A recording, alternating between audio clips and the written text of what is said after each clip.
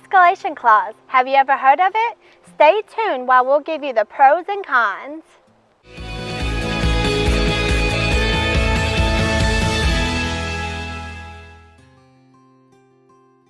Hi, I'm Vikki Crossland of Meybohm Real Estate. I'm here with my business partner, Brandi Cook. And today we're talking about that escalation clause. And we want to talk to you about the pros and cons and how this technique may work or may not work for you. As the name suggests, the escalation clause can be used in your purchase offer. For example, if you're in multiple offer situations, this clause allows you to increase your suggested price so you can avoid being outbid by the other offers. So Vikki, what are some other types of escalation clauses that we're seeing? Well, the builders are starting to use them, and that's the escalation clause due to the material cost. So it's simply tied to the cost of materials. But today's focus is when you're making an offer on a home. So what are the main points in escalation? I understand there's three basic ones. Yes, so the first main one is the escalation clause amount. So this is the amount that you're willing to pay that is over the highest bid offer.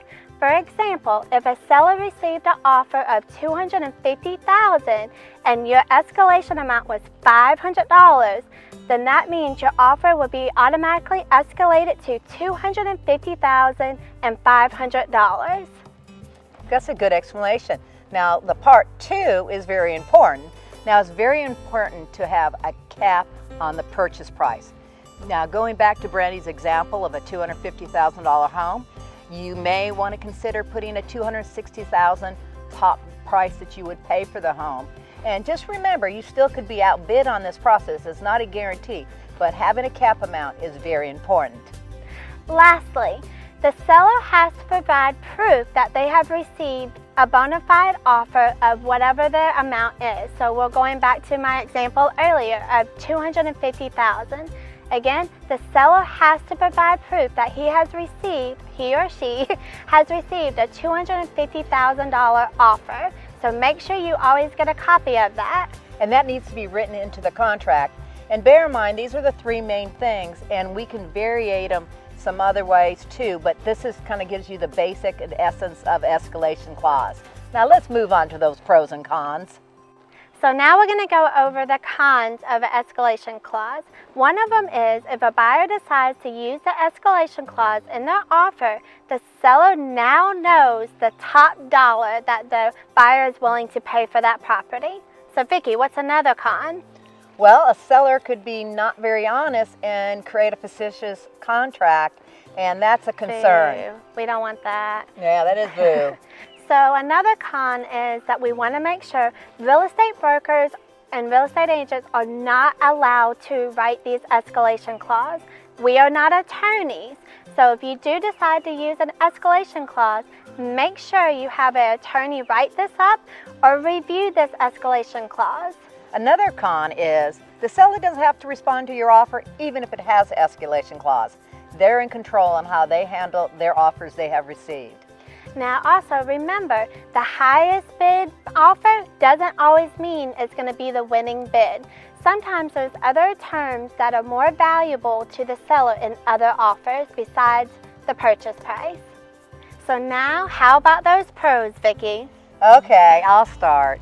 Well, if you do an escalation clause, it shows right away to the seller your commitment to the property, which is a good thing. Exactly. Negotiations. Some buyers love it, some buyers hate it. If you're one of those buyers on the latter side of that, an escalation clause might be right for you, because what it does, it states right up front what you're willing to do and based on those increments. So it takes some of that back and forth out and that pressure of trying to make those decisions. So that could be a right fit for you. Another pro of using the escalation clause is that it could save you money. The only way the escalation clause gets triggered is if there is another offer that is higher than your purchase price in your escalation clause. And sometimes an offer might actually come in lower, so you will not have to pay the top dollar that you put in your escalation clause. So it'll save you money maybe. It could, possibly. In a seller's market where there's a high demand on some of these properties, using an escalation clause can actually make your offer a little bit more competitive than other offers they receive. Finally, an escalation clause could be the difference of being the winning bid. Recently, I had the situation where two very similar offers, and the escalation clause had an increment of $500, and they were the winning bid, over $500. Most buyers today would be happy to pay only $500 more for a property. So it could work for you, but there are, again, pros and cons. When buying a home, actually the most valuable tool you could have is a real estate agent that's knowledgeable, competent, and inexperienced. They could help you understand the risks and the benefits of negotiations like this. Now make sure you like this video and head over to our YouTube channel to subscribe to stay up to date with all of our current and future videos. Remember, it's your home, your lifestyle, and We are your real estate team.